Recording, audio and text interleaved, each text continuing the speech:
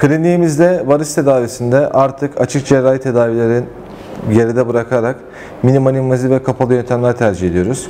Bu yöntemler arasında endovenöz ablasyon yöntemleri kullanıyoruz. Bunların içinde radyo frekans ablasyon ve mekaniko-kimyasal ablasyona yol açan glue yapıştırıcı tedavileri yer alıyor. Ayrıca yüzeyel gözüken ve kozmetik olarak sizi rahatsız eden varisleriniz için köpük skleroterapi ve lazer skleroterapi de şu andan itibaren yapıyoruz.